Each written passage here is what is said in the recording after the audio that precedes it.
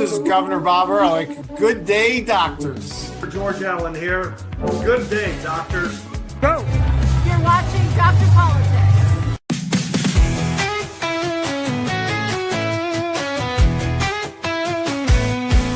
They're Dr. Politics. He's the one to see. Breaking down the news with sharp analysis. From Congress halls to campaign trails, he tells the truth when all else fails. They're Dr. Politics. Dr. Politics. Exposing the spin, the lies and tricks. Dr. Politics. Dr. Politics. He calls it straight, no politics as usual. Love from backroom deals to primetime fights. He sheds some light and sets things right. Debates, elections, policy. He cuts through all the DC sleaze. Oh, Dr. Politics. He's got the facts. Dr. Politics. No holding back. Dr. Politics.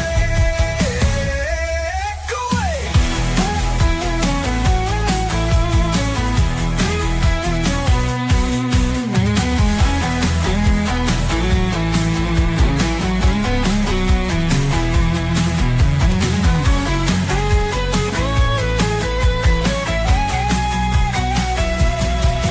Dr. Politics, he's got the facts. Dr. Politics, no holding back. Dr. Politics.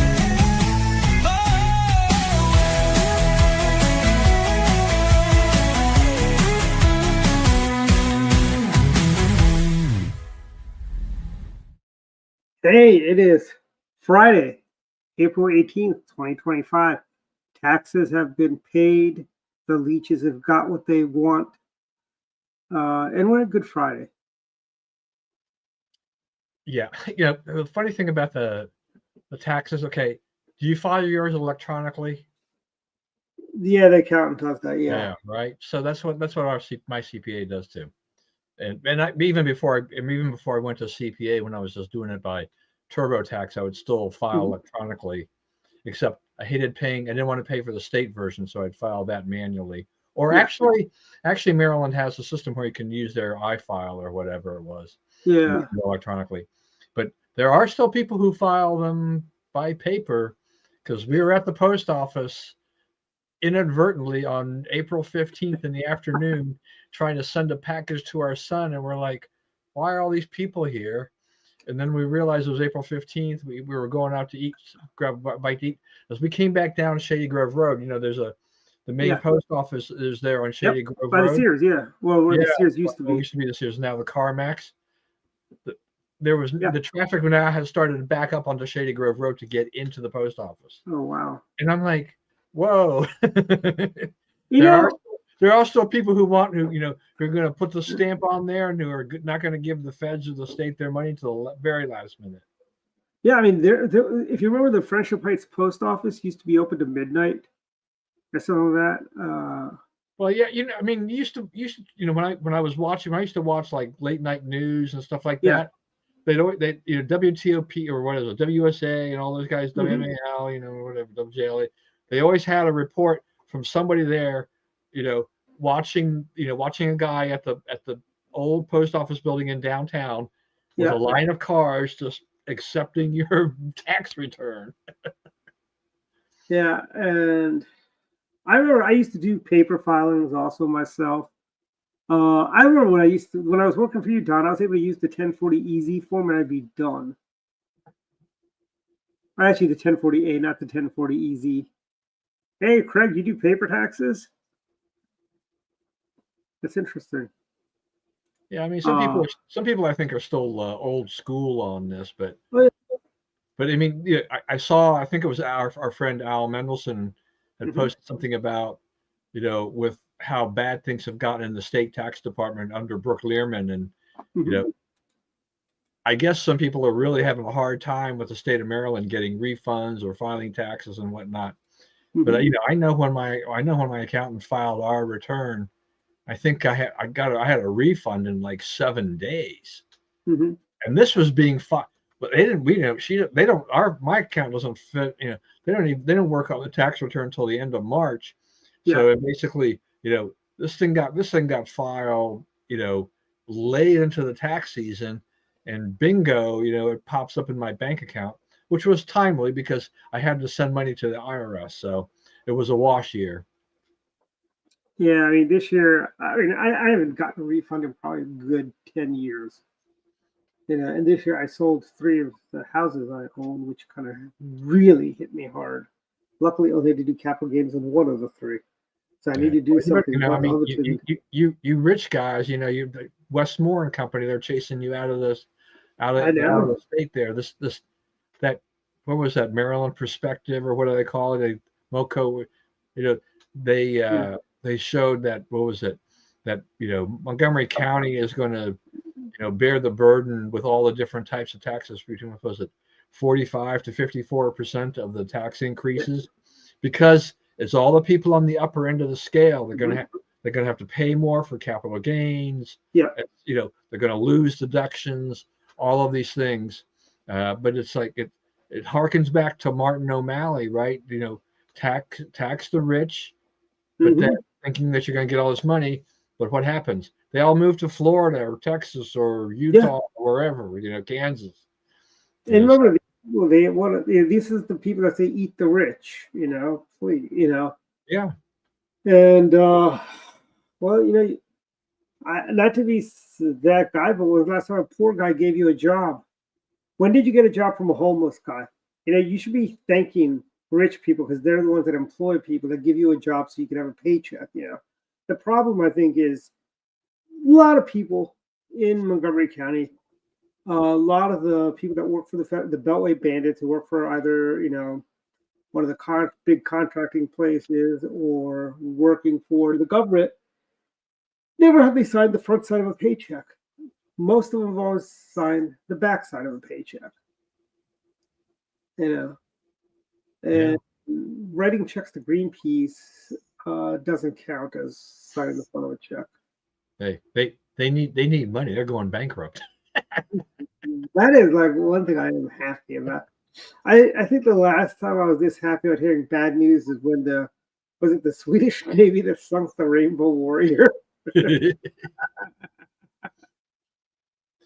Yeah, no, I mean, you're right, Dwight. I mean, that's the thing. It's like this is where we talk about politicians, mostly Democrats, but how out of touch they are, whether or not that's on the national level or local level, when when they start increasing taxes or doing this stuff. Most of them have not run small businesses.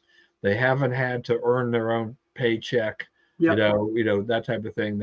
They find these other ways of doing things. Like you said, they sign the backside, but if you haven't had to manage a business, you don't understand the complexity and how much it costs to do that. And that, tax increases, kind of force you to think about how you're going to operate your business. How many people can you employ? You just keep taxing them on, A, B, C, D, E. They're just going to get choked to death. Yeah. Yeah, and I really feel for the people who aren't going to be able to afford to move, because they're just so burdened in debt and stuff like that. It's like, how is it going to even be feasible for, say, a family making $100,000? I know that sounds like a lot of money to the Democrats. They seem to think once you hit $80,000, you're at the point you're like one of the 1%ers. Frankly, $100,000 in the DC suburbs is not that much. If you break it down across the year, you're paying a lot in taxes. Your house is about $500,000 to $600,000 to $700,000. You're paying that mortgage, and you're paying higher car insurance rates in Montgomery County. Actually, in Maryland, you pay a higher insurance rate than a lot of other parts in the country. We have higher. I don't know how this happens, but even healthcare is more expensive in Maryland than it is in other states. I don't know. Are we just more prone to have heart attacks behind the wheels? Yeah, I don't know. I mean, that's right. I mean, there's so many different factors, right? I mean, healthcare can be more expensive here than some other states. Not all, but some. Property taxes here seem to be going higher. They may be lower in other states. We have an income tax that's going to go up for the high earners. making we do have states with $80,000 more. That's high earners, Don. About $80,000 or more is high earners. Yeah, I give credit to our Republicans in the state legislature because they tried to slow down this train, but they've been like the Maginot Line yeah, against the advancing Panzers. But I do appreciate their efforts to try to fight on our behalf. But at least the Democrats get exposed for the charlatans they are on this. Mm-hmm. And what the sad, we are winning some battles. We're not losing every single battle. We actually did put an end to the sugary my Shamrock Shake tax that they wanted to do. We did stop that. We stopped a number of other bad things. I mean, this legislative session, it was bad, very bad, and downright ugly.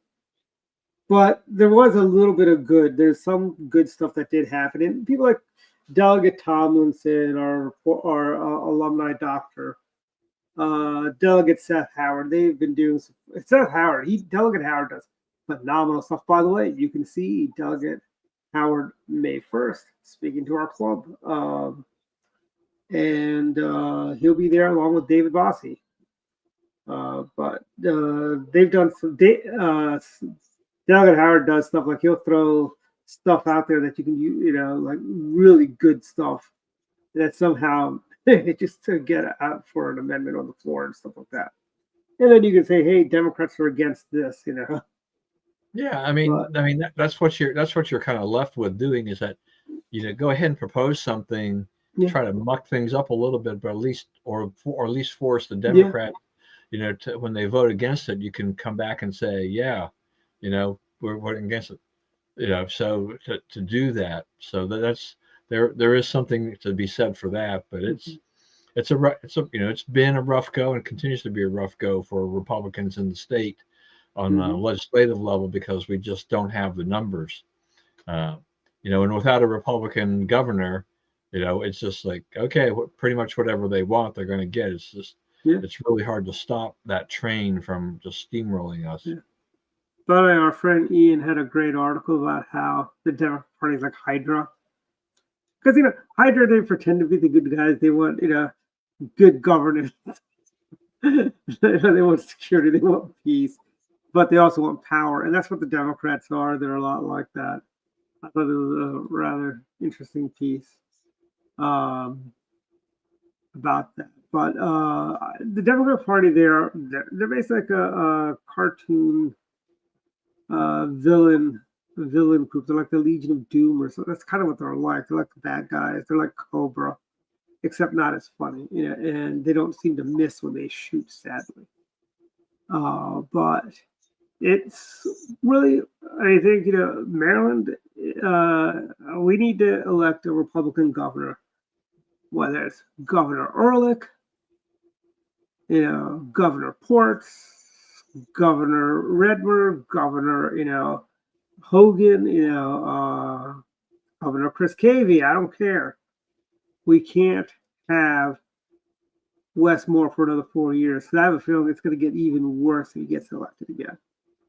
All these new taxes. Yeah. So would Bob Ehrlich ever run again? I hope he would. Governor, if you're watching, think about running in 2026. For governor of the great state of Maryland. We need you. We need a change. Exactly. Or Gov, if you don't, how about we get your better half Kendall to run? She'd be a phenomenal governor too. And I've got a great running mate for her too. Would be a good running mate would be either Jim Ports or another good running mate would be. I'm trying to think who else would be good. No, Jim Ports would be an early Ports ticket. That's the ticket for 2026. I think a bunch of stuff, the craziness, that's going in Annapolis. They need a grown up there, frankly. They'll say, no, you can't spend that. It's kind of like, if I want to say hypothetical. Let's say if I wanted to buy a building right now, or if I want to go out and buy a brand new car, yeah, do I have the cash to do it? Yes.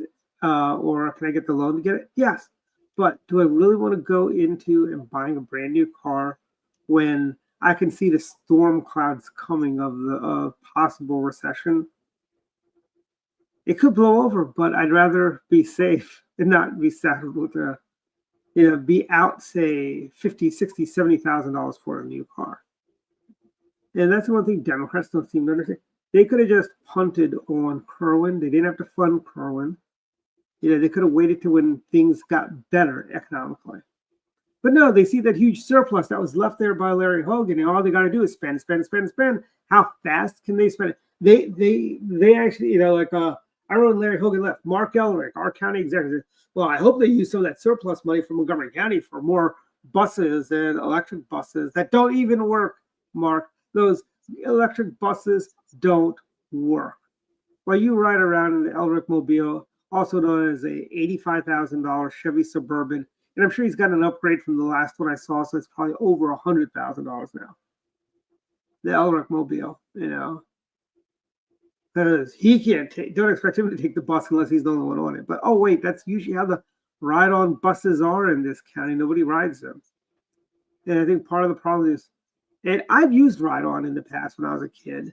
When I was in high school, I used the ride-on. I used the ride-on when I was working for you. Would take from my house to the metro station. But it's one of those things where it's like I wouldn't feel safe riding the metro buses or ride-on or taking this train these days.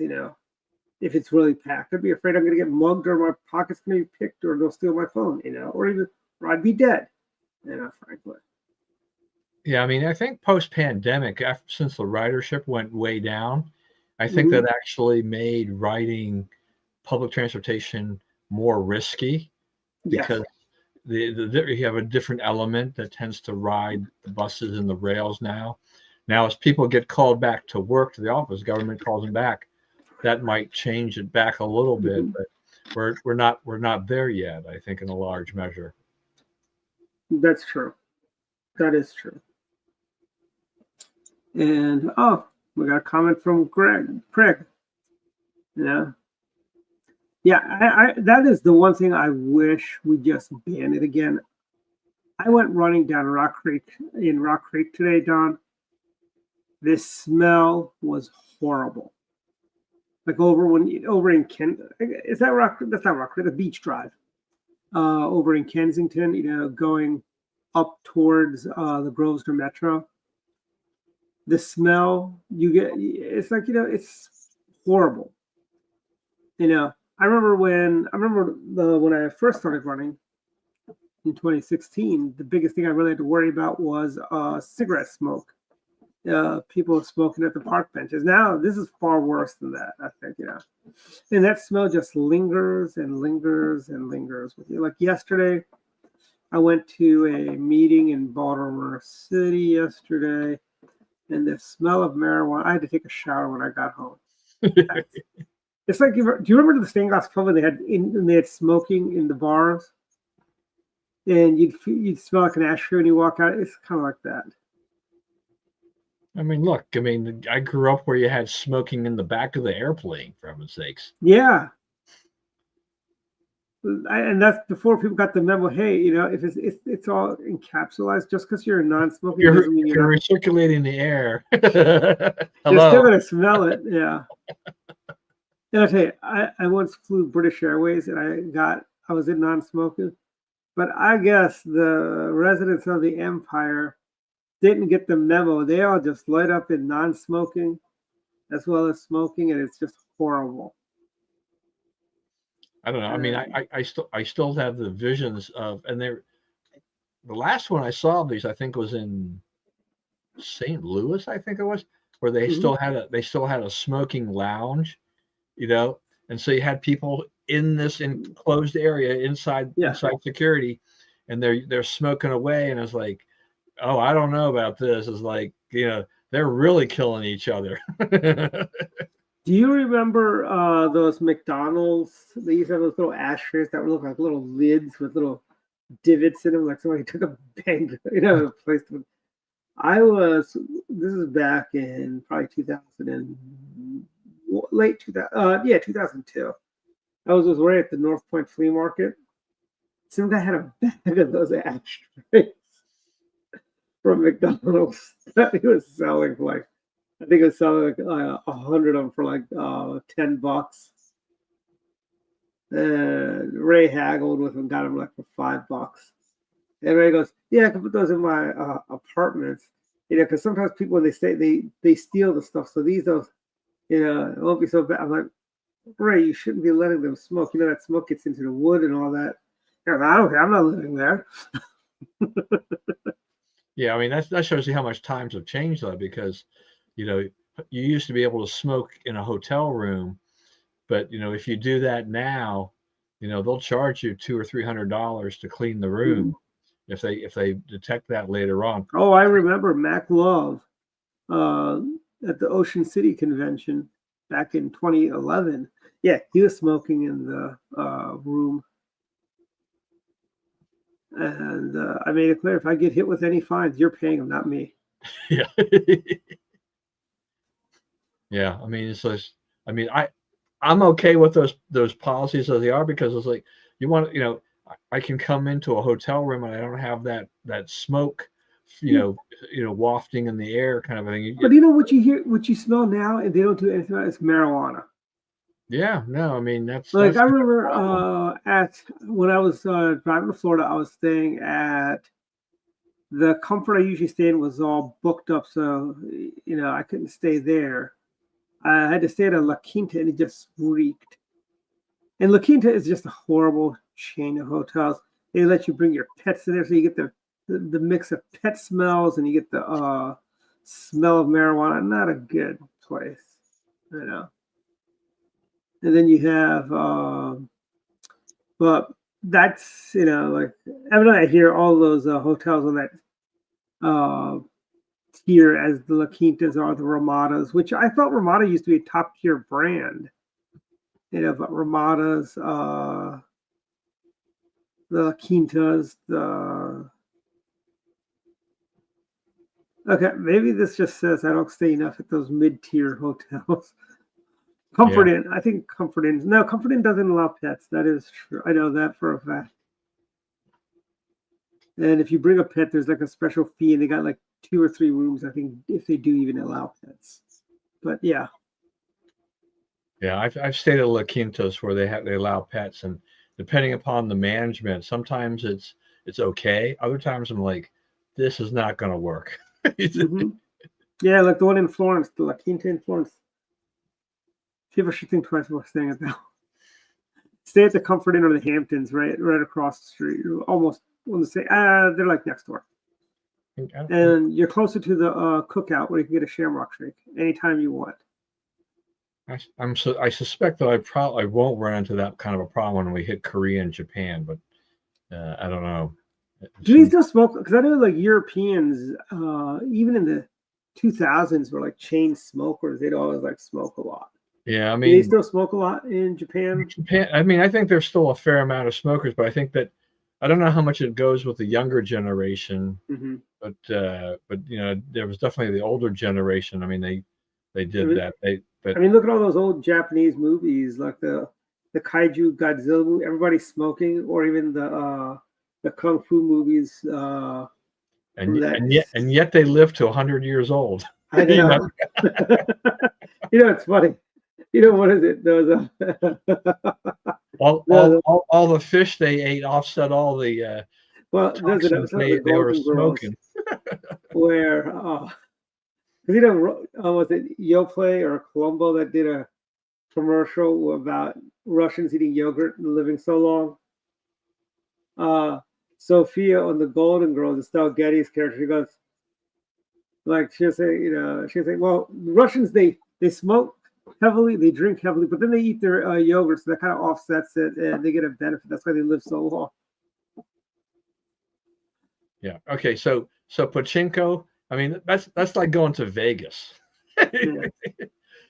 I remember going to my first pachinko parlor when I was about 11 years old, I didn't know what the heck it was. I think we were just walking by it or whatever. But sometime at those days, sometimes the little pachinko balls would roll out of the machine and roll out into the street and stuff like that. But it's I guess for Japanese it's very addictive. They've just got those things all. They had all those things all. Have you ever had one of those Japanese peanut butter and jelly sandwiches where the bread looks like they made it out of condensed milk, and it's very. I've seen it at like the Hunan markets. I've seen them sell that. It looks like Jello. I don't know. My wife is as she's planning this trip into Korea and Japan. We've got we're going to spend most of our time in Korea and a few days in Japan with my daughter-in-law. But where you just gonna be in Tokyo? You're gonna go to Osaka? We're gonna be in Fukuoka, and then we want to go. She wants to go to Nagasaki, where my mother's from, and actually try to maybe dig up a little family history while I'm still around. Yeah, the Japanese. You should bring back some dirt from there. I know a lot of people do that too. Yeah, well, I mean, I wouldn't mind. I haven't been to that part of Japan, since I was a child. So Since you went to the World Expo? I remember Expo nothing. Japan. I remember very little about any of that. So this time around, with an iPhone, I'll be taking some more pictures, and visiting some sites. But apparently, like in Fukuoka, it's supposed to be like a ramen capital. So their specialty is ramen. It's like, okay, well, this might be interesting. Yeah. So she's already thinking about some of the food that's available in both countries as to what we're going to be trying out. I mean, you can get Japanese food and Korean food here, but there's nothing like. Is Young's brother still in Korea, by the way? What? Is your wife's brother? Is he still in Korea? No. She have a brother in Korea? He came back long ago. He's been in. He was like working there for somebody, I guess. He worked there for several years, but he's been working stateside for the last, I don't know, 10, 15 years. Yeah, that's a long flight. That's a yeah. I mean, you have a stopover anywhere? Like, are you stopping over? We're gonna fly from Baltimore to DFW, and then go from DFW into Korea. So that first flight's going to be what, 2.5 hours, maybe 2.5, 3 hours, and then the next leg will be about 13 into Korea. Okay, so there's no stopover in Hawaii or anything like that. I figured. No, once we hit DFW, we will then make our transition to a 13-hour flight or so. Oh, so you're in a 747. Whatever it is, I don't know. I went ahead and just blew my part of my retirement, and I said we're going business class because I am not sitting I'm not going to be scrunched in for 13 hours. Actually, I get like neck issues, and Southwest doesn't have business class. And and the last time I flew Southwest when I was flying back from my uncle's funeral, you had all these grifters, coming down saying they need to board the plane early, and they all take the freaking middle seats or the aisle seats. Like, what is the matter with you people? You don't even need any. My favorite one was the guy with the crutch who just took the crutches, walked down I want him to break down and go, "Oh my God, it is a miracle." Yeah, I know. It's like, well, I mean, I think that's what I like with Southwest. When they become more like everybody else starting the summer, a lot of the abuse of all the people who are taking advantage of. They're the ones that ruined it for us. And I like Southwest. I like being able to pick my own seat. I like to upgrade myself to be A1 through 10, so I can sit right at the front of the plane if I want. I've heard they said that's the most dangerous place to sit, like the very front row. But you're in an airplane. You sit in the back of the plane. You sit in the front of the plane. You sit in the middle of the plane. You're gonna die anyways if you crash. It's not like you'll die a few minutes slower than if you sat up front. It's like, do I really care if I'm alive 30 seconds more after it hits the water or the side of a mountain or a helicopter? Evidently now they're hitting helicopter. You get that one final text. Yeah. Do you remember Airport 75? Was it 75 or no, 73, 72? One of the airport movies. A plane ran into us, crashed into a 747. And the pilots got sucked out, and who was it? Richard Anderson was the hero. He jumped onto the plane and landed the plane from like I think it was a helicopter that he jumped on. For, which I thought even when and these movies like back when I was little, I was like, that doesn't seem plausible. A plane goes a lot faster than a helicopter. Those movies were something else. Yeah. And the first one, which was the big box office hit, actually, I think all of them were really a big box office hit, except the last one with George Kennedy flying the Concorde. They were all like big box office moneymakers. But the first one, it starts like they don't even get rolling into the story. Like they're stuck in the snow at O'Hare. And I'm like, what is this? Are we living in a world where they didn't have those trucks with ladders on them to let people get off that way? And George Kennedy brings I guess a tow truck or something to tow the plane out of there. And the plane takes off. There's a bomb on the plane.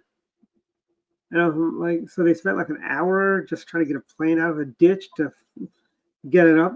So and as they find a bomb. That was the one with Dean Martin. Dean Martin was on that that movie. They had a lot of big stars for that movie. I had to check for the flight from Dallas to Korea is a 777-200. Okay, so that's a big plane. That's good.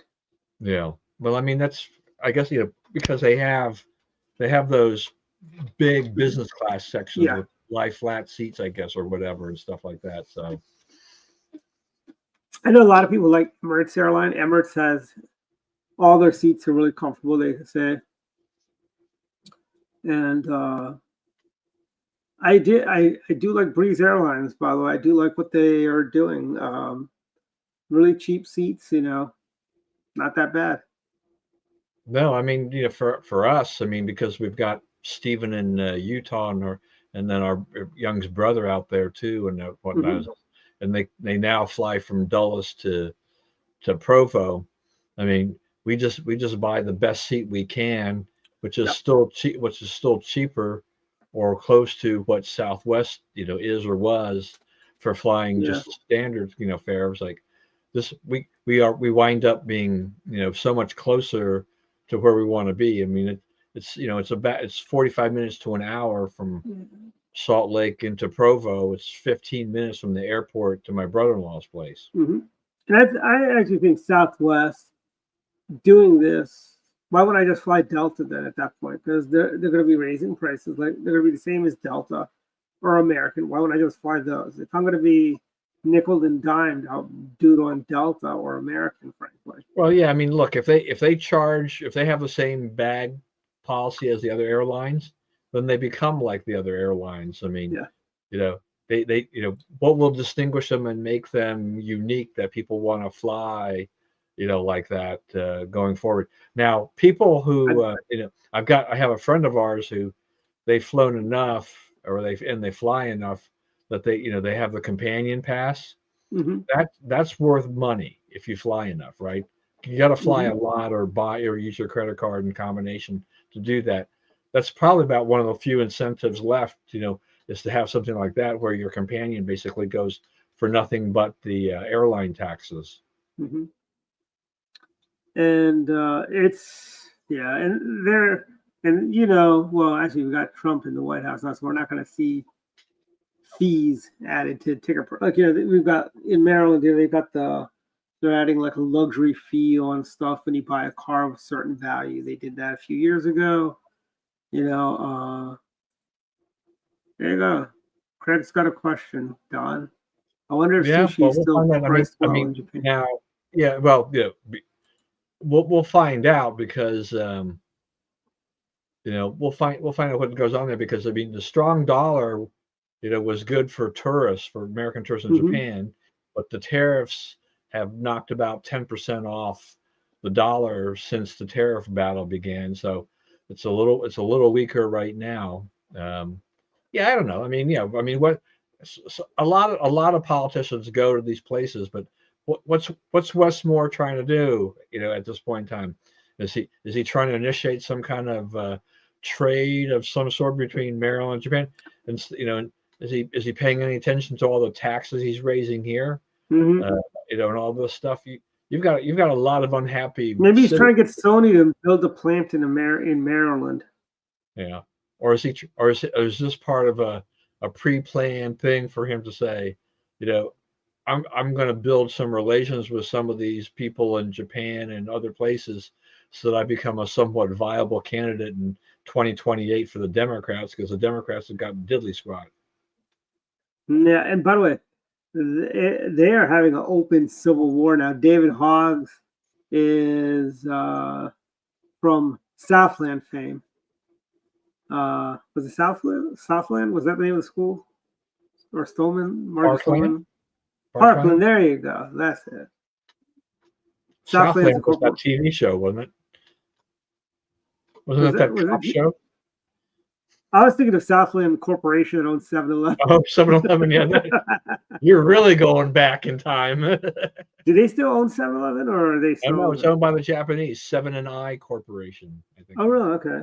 Yeah. So you'll be able to get Slurpee when you're in Tokyo. The French want to buy, or the Canadians, or whatever it is, Couche-Tard, or whatever it is, they want to buy them, and so there's a battle over 7-Eleven ownership. Actually, I want to go to a 7-Eleven in Japan because they rave. I heard they're bigger and cleaner than the ones they rave about the food in Japan. They are constantly bringing in fresh food during the day.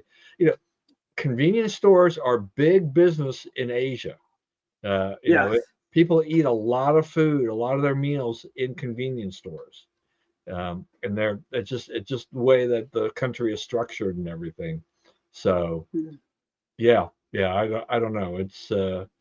It'll be interesting to see how this goes. I haven't been to Korea probably for 20 years, or maybe. Did you go for the Olympics? Weren't you there for the Olympics? No, the last time I remember being there. Actually, when were the Olympics? Was it like in the 80s or 92 or something like that? Yeah, it was a couple of years before the World Cup that Japan and Korea were hosting, or something like that. Oh, 7-Eleven have good egg salad sandwiches? I never even thought about that. They don't have good pizza though.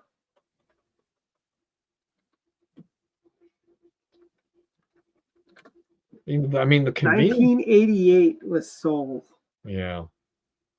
Yeah, so you still were in college there. You want good convenience store pizza. The highest rated pizza comes from Casey's General Stores. Are they around here? They're not here. They're in the Midwest, basically. So it's a store. Their pizza sales are through the roof. Mm-hmm.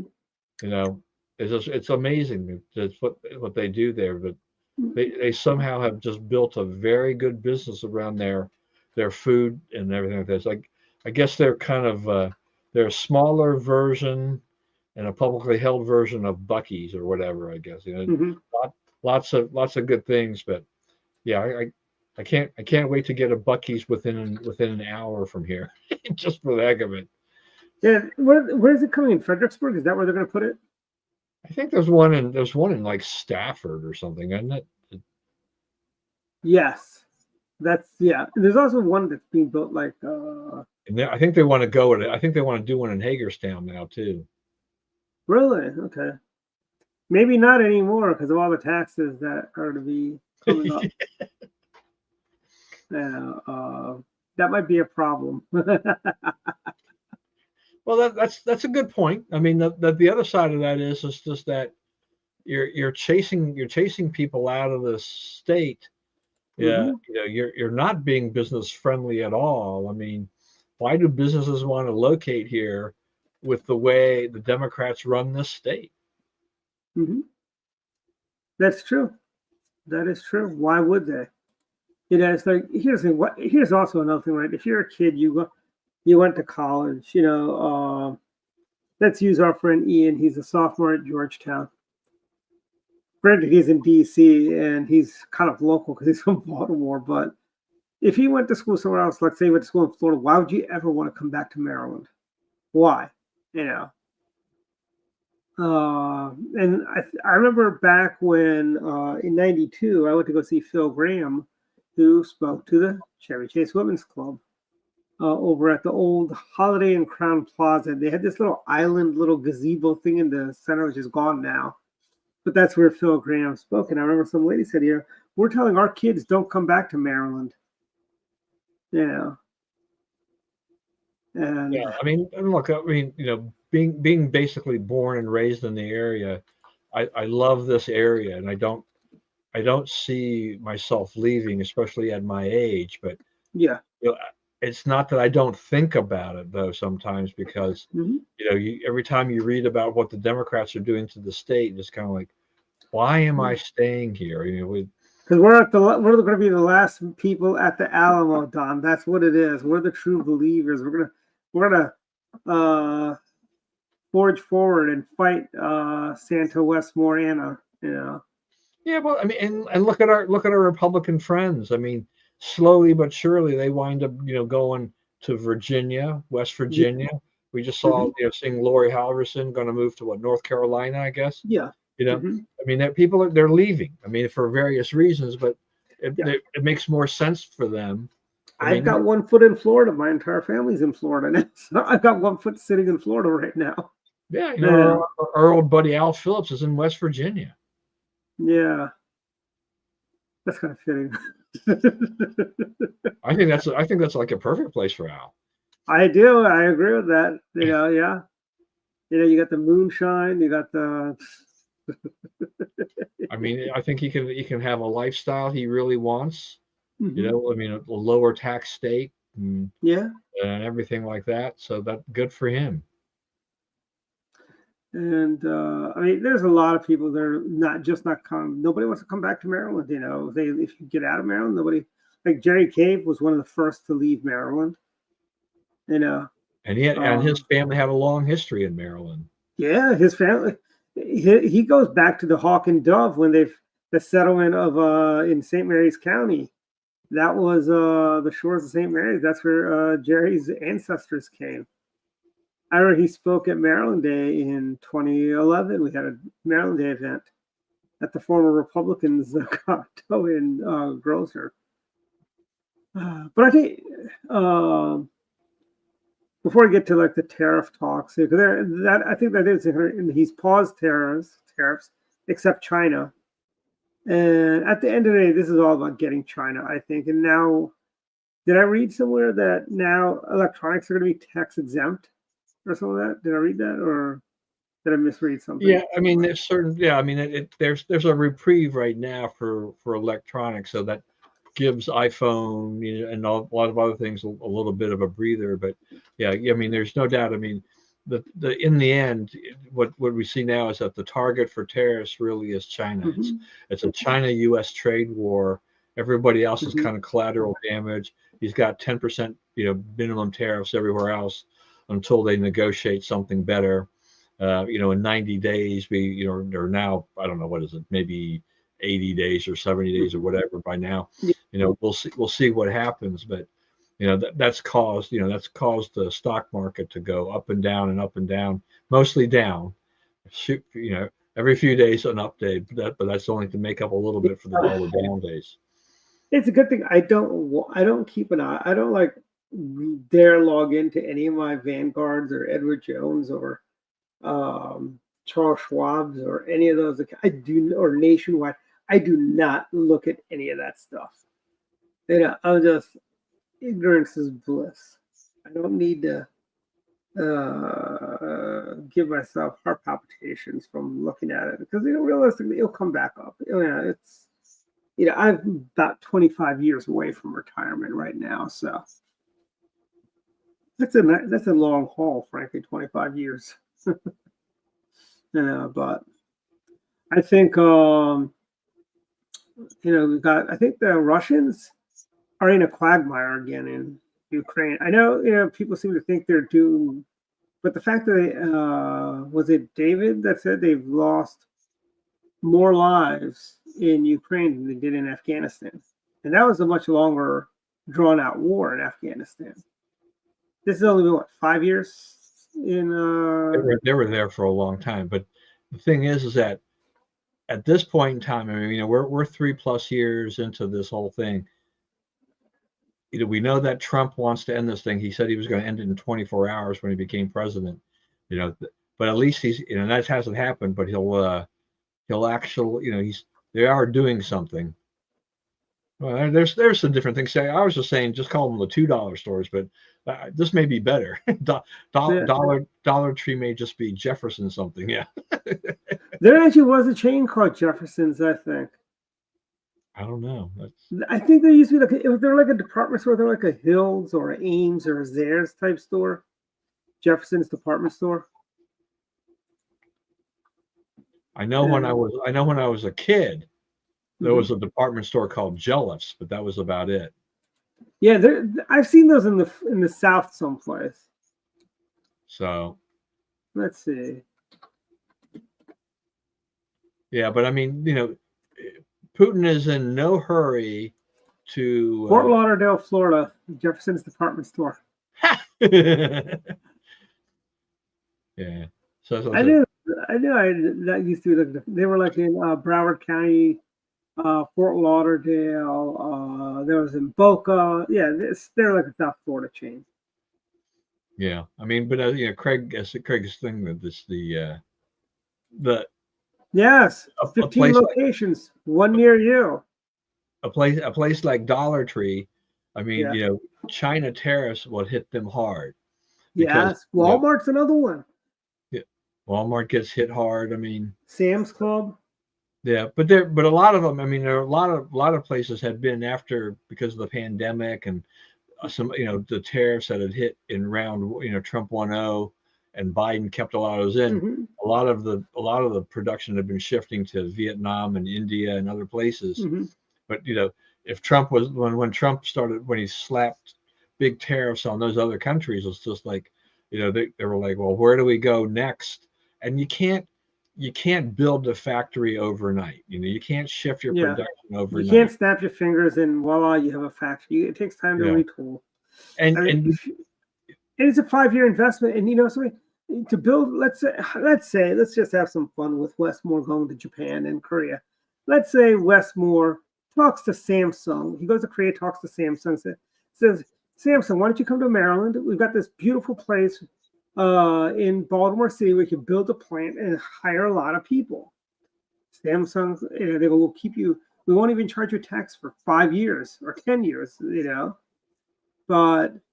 and what Westmore leaves out is the fact that, hey, Samsung, you got to comply with our environmental regulations. You got to do all these stupid studies before one piece of brick is put down or even the ground has even been broken.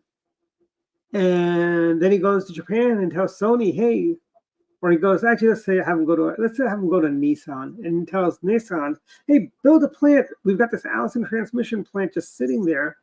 You'll need to retool it. Oh, by the way, when you do that, you got to bring it up to code. You got to put in every one of these blah, blah, blah, blah, blah, XYZ. It's going to cost you, I won't tax you for 10 years, but it's going to cost you $50 million just to build the plant and bring it up to code. And nobody wants to invest that kind of, there's no incentive for, say, Sony or Samsung to open up any business in Maryland because of that. Yeah. And once you're here, I'm going to start taxing your employees and putting tolls everywhere. Yeah, and actually, I mean, making a phone or a lot of electronics requires people who've got certain skill set for precision with all the parts that go into it. Yep. You're not going to find those people in the United States overnight. This is part. I mean, we're not living in the world where Lucy and Ethel get a job at a candy store. They couldn't even do that when they got a job as candy packers. They couldn't even do that job right. Yeah, I mean, because we've been talking about this, right, with Dave and everything like this about if Trump thinks that he's going to reindustrialize America, he's dreaming. This is not going to happen. I mean, it's nice to think about. I think it's not something that can happen overnight. It'll happen, but we're looking at a 20-year plan. This is like it'll take about 10 to 20 years,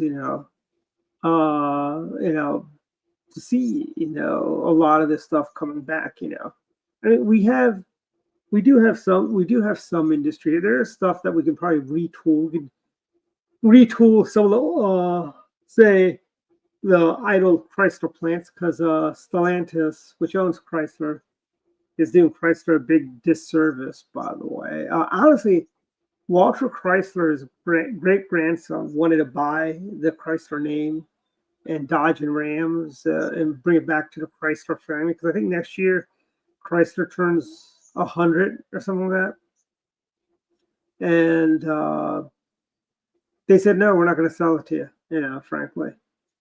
But that's the problem. It's like you can't retool overnight. It's not like, even like, we talk about uncapping oil wells. Even that takes time to uncap. It's not like you uncap it. You got to pump. You got to upgrade. You got to do a bunch of stuff before you get the first drop of oil. But things move in the right direction. Kind of like the pipeline, or the pipeline that Biden stopped when he got in for 4 years. It sat idle. The skilled workers who were working on the pipeline, who lost their jobs, they probably have found jobs elsewhere.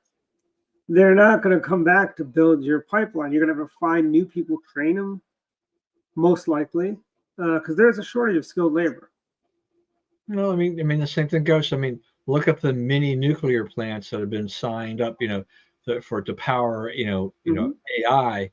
Well, these things aren't going to be built tomorrow. This is going to take years to build those plants and to make sure that they're all safe and meet all the regulatory requirements. So this is years and years down the road for this. You've got to plan for this. I mean, I don't really, I came to the just conclusion in general that we did, everything has become very globalized in world trade. I don't know how we're going to go back, step back from that, and all of that.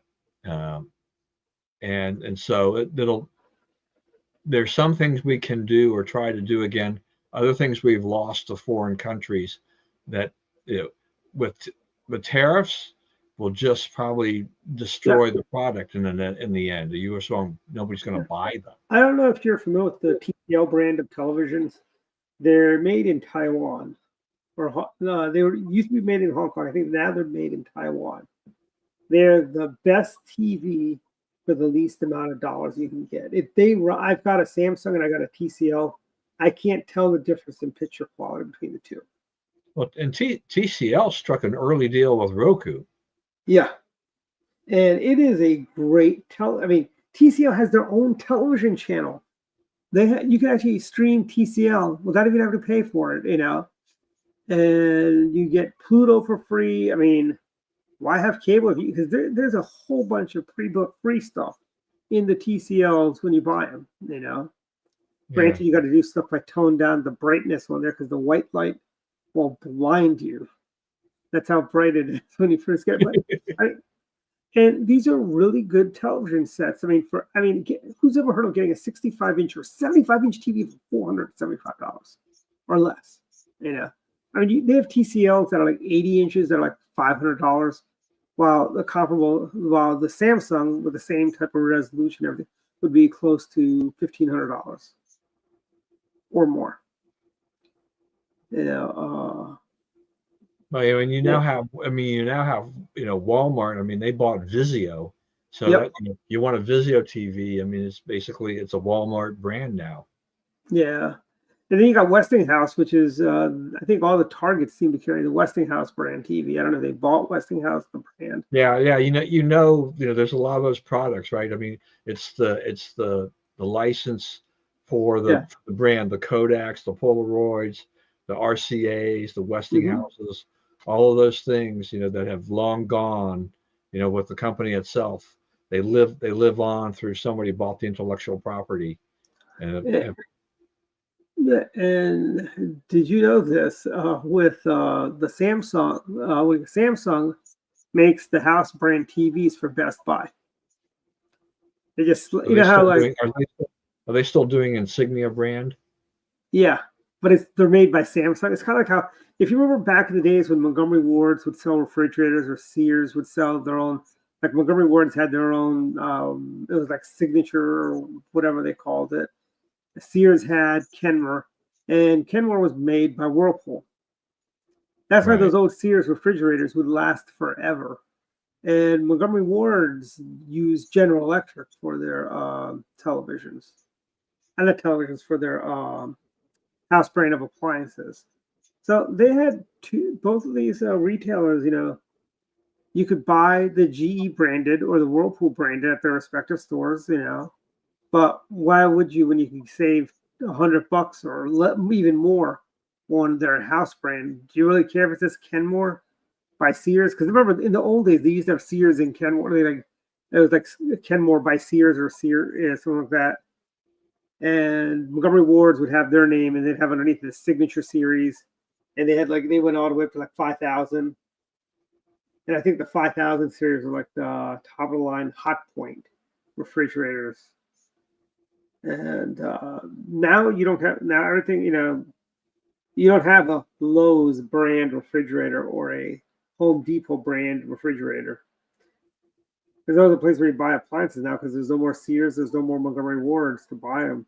And JCPenney was selling appliances, but I think they stopped doing that at one point now. I think we bought our last appliances. We bought our stove. No, we bought our oven when we needed an oven. Yeah, we got that one from Best Buy, and then we got our refrigerator from Costco. Yeah, I buy my stuff from Appliance Land because they give really good deals. They're over on Rockville Pike. Great place. Another place I like to go to is Brand Scarf, but they're a little more pricier than Appliance Land. And then there's around Black Friday, Home Depot has really good sales on kitchen packages. If you want to buy everything, the new dishwasher, refrigerator range, microwave. Yeah. But have you noticed that it's unheard of not to have a microwave in a house? Back when I was looking at houses, I saw this one house in Severna Park had no microwave in it, which I thought was kind of weird. Yeah, it feels strange if you don't have a microwave in the house. Yeah. Although I think food tastes better when you heat it in the oven. That's just me. I think it tastes better. No, there's no doubt about it. I mean, I think we heat food in the oven when we can, but if we're in a hurry, we'll go to the microwave. It also depends on what kind of food it is. Like pizza's better from the oven.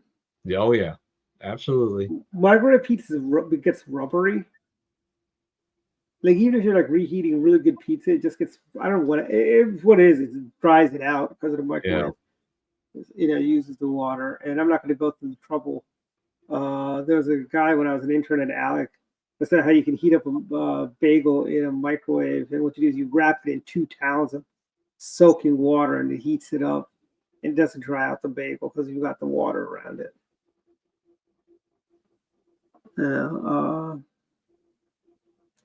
And Don, I know you being a Redskins fan, you see they're tearing down RFK. Yeah, look, if they're going to build a new stadium there, that'll be great. Honestly, no, let's keep it in the suburbs. Nobody wants to go into the cities. I really think the Orioles should move to out by BWI Airport, frankly. Get out of the city, stop dodging bullets.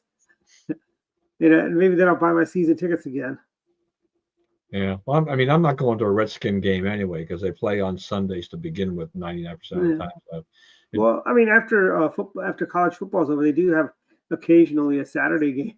Yeah, they do. When they get into like December, they'll have one or two. They'll have some those Saturday games, but or if they get to the playoffs at some point, Right. But other than that, yeah, I don't know. I mean, those are all things to consider down the line. I don't know. Garrett Park allow microwaves. That's an interesting question. I mean, I don't know why. Is there why doesn't it has to call? Hey, Greg, has to call Park also banned microwaves as well? Because that'd be funny if they did too. Because those are the 2 nuclear-free zones. Nuclear-free zone. Yeah, I still remember that. Now it's just crazy. Remember when the nuclear missiles come? Hey, you better not hit Garrett Park because There'll be a Karen from there or Tacoma Park to file charges at The Hague against you for violating their nuclear free zone. Yeah, you say Commanders, I say Redskins. Okay. I'm willing to bet within 5 years, I think if they do move back, I bet they do a name change. The reason they were forced to do the name change because everybody hated Dan Snyder. That's all it was. Because nobody had a problem with that name. You know, it's not the Redskins name controversy is a new thing. When Jack Kent Cooke owned them, they had that controversy come out around, you know, and it got swept under the rug by the media and everyone, you know, because Jack Kent Cooke was a big Democrat donor. Yeah, hey, Susan, you got that. But Dan Snyder gave money to Republicans, was a businessman, as was Jack Kent. He was just a terrible owner, though. He was just I don't know. He did a lousy job of being the owner of the team. So he made a lot of money though with the team. Yeah, look, I mean, he made a lot of money, and that was fine. I mean, yeah, there's nothing wrong with that. Hey, did he sell his radio stations when he sold the team? Did they go with the team too?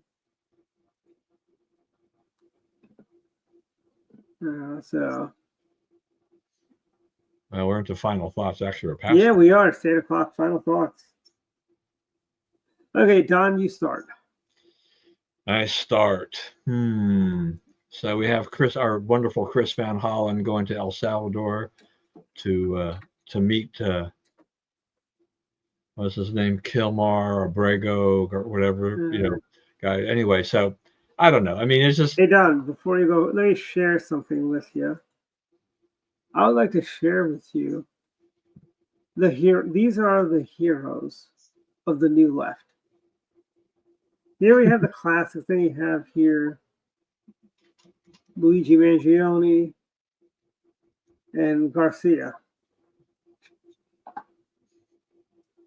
They joined the pantheons of the Mao Zedongs and Che Guevara's and the Bill Ayers and Bernardine Doyle's. Yeah, so I don't know. I mean, this guy Kilmar, Abrego, Armando, or Garcia, Trump administration says he is part of MS-13, and things like this. The liberals are saying there's no evidence that he was. I do. Here's the thing. Liberals also said that laptop is Russian disinformation. That laptop is a fake. Yeah. Yeah, we're gonna believe you ever again after that. Yeah, but you gotta love the grandstanding by Van Hollen to go down there and try to visit him and everything like that. Yeah. Taxpayer funded trip to El Salvador. I hear El Salvador has some nice resorts and all that, so I guess he's getting a twofer. Yeah, I mean, what if Van Hollen never returned? I was talking to someone about that. I go, would it be funny if President Trump revoked his passport so he couldn't get back in the country? Yes, he is. He is illegal. Yes, he is. He is illegal. Yeah, I think he was here under protected status because of gang violence, threats or something like that. But that's the only reason they couldn't deport him. By the way, I saw the pictures when Van Hollen finally got to meet the guy. He didn't look malnourished, nor did he look beaten by the prisoners there, and nor did I see him being sold off into slavery, as many in the left have been saying. Yeah, well, I mean, even when Bukele was here, was in the White House, he's basically like, I can't do anything. Yeah, he's going to be there. Sorry. So I don't know where we're going with that. You mentioned a little bit earlier, and I don't think we quite finished that conversation about David Hogg. So yeah, David Hogg and he's a vice chair, right? Of the yeah. So he wants to spend $20 million to primary Democrats that he says are asleep at the wheel. That has elicited some very negative reaction from others in Democratic circles. So he's apparently trying to make nice with some of them now. See, Democrats, you put a child in, this is what you get. Yeah, well, I mean, this is also just once again underscores the problems in the Democratic Party, is that they don't know what they're doing. I mean, if if they've got one of their officials in essence saying that I'm spearheading an effort outside of my duties as a DNC vice chair to go and primary safe incumbents, though, right? They have to be safe incumbents that are asleep at the wheel. So he's not going to Chuck risk. Schumer better be worried. He's not going to risk that. Well, yeah. I mean, that's why the other thing I had down there too was just AOC. She raised almost $10 million in the first quarter. It's like, what does she need all that money for unless she's planning a run against Schumer? Because Schumer definitely, took a lot of hits recently from fellow Democrats. Is she old enough to be a senator? I mean, is she 30? Yeah, she's getting up there now. She's been in Congress a number of years now. That's true. She's no spring chicken, as Aunt B would say. She didn't. I mean, she came in relatively young, but not that young. So, yes. But anyway, she drives a Tesla, I hear, still. Or did she sell the Tesla to get a minivan? Yeah, well, that whole liberal angst about Teslas was just kind of crazy. Yeah, and all of that. Well, when I go running, I see cars with Teslas. This is a vintage Tesla before he went crazy. Yeah, I mean, I followed a Tesla once that had a bump little sticker on it with a circle with Elon and across through it, and I'm like, see, I mean, people love their Teslas. They don't love Elon, the liberals, and so they're trying. This is their little statement, their identity politics. It's like, okay, but you'd have to sleep better at night, when they say. Yeah, I mean, Elon's going to eventually return, to running all the companies, and then because he's a temporary government employee, and that's going to expire soon anyway.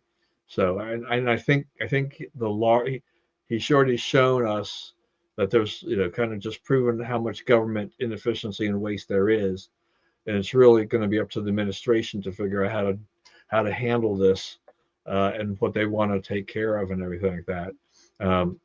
I mean, they wanted to fund public broadcasting and NPR. I thought it was brilliant. White House went on the offensive this week. They did a press release, and they had bullet points in the press release about the biased programs that NPR had, and PBS had been putting out.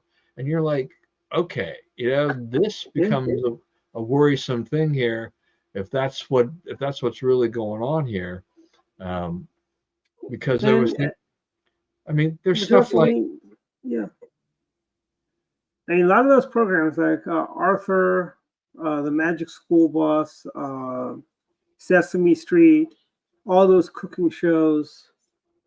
This old house would do just fine on HGTV. Frankly, Bob Vila could come back. Is he still alive, Bob Vila? Is he still with us? I mean, here's a couple of things from the White House press release, though. 2022, NPR educated the nation on the whole community of genderqueer dinosaur enthusiasts and transceratops. In 2022, NPR ran a feature titled "What Queer Ducks Can Teach Teenagers About Sexuality in the Animal Kingdom." I mean, and there's something about NPR 2020 explored the racial origins of fat phobia. I mean, what in the heck? That's the one that they went after Beyonce, I think, about when she lost all this weight. I mean, nobody's told me the worst thing that's happened to me is our old producer Bats took away my fat card, but I don't know, does that make James Bats fat phobic? I don't know. I mean, so anyway, I could go on, but that's enough. I'm going to let you finish it off, Dwight. All right, final thoughts for me, real quick. If you haven't gone, we got this great young writer who seems to be writing like a phenom on the Montgomery County Republican Club page. His name is Ian Schwartz. He's got he used to do his earlier stuff is more serious stuff, but I tell you, he's kind of really gotten into his groove with taking little jabs, doing little comical, satirical write-ups on everything. His latest article he has, the Democratic Party is basically Hydra, cut off one head, two more rise. It's amusing. If you like Marvel comics, you'll get a lot of the references in there. But check out Ian's stories and articles he's got. He's got a bunch of fun ones coming out. He's got check out on Earth Day. He's got set to premiere an article on 55 years later. You know, that's another thing. Earth Day is 55 this year, Don. We arrived alive at 55 as Jimmy Carter's bumper sticker slogan. Remember was it Jimmy Carter that knocked the speed limit down to 55 during the gas crisis of the 70s? I think it was Jimmy Carter. I think that's right. Yeah.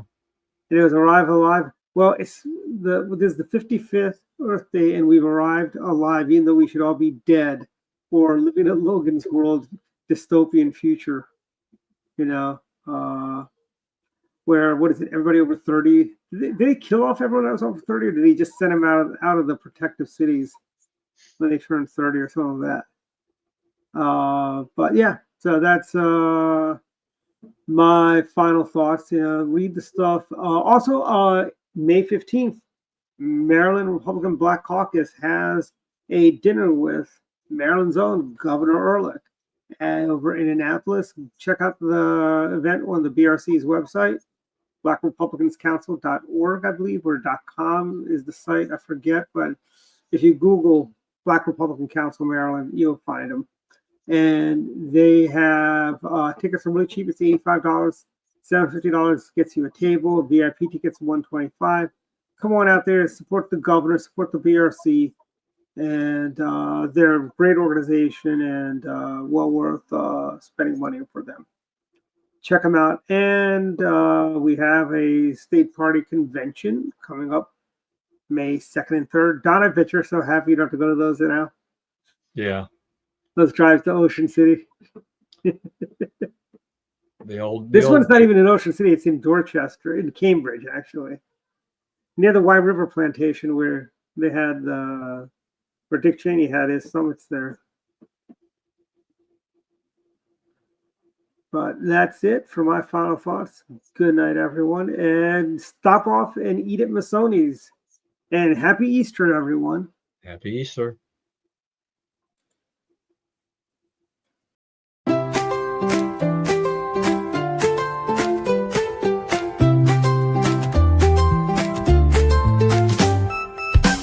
Let's go down to Masoni's, where Italian cuisine shines. Let's go down to Masoni's, we'll have a good old time. Homemade pasta at Masoni's, sauces fresh and fine. Good friends gather at Masoni's, join us anytime. Taste the pizza at Masoni's, the flavor so divine. Bring your good times, appetite, join us anytime. Homemade ice cream at Masoni's, freshly churned each time. Bring your laughter and your friends, joy is what you'll find.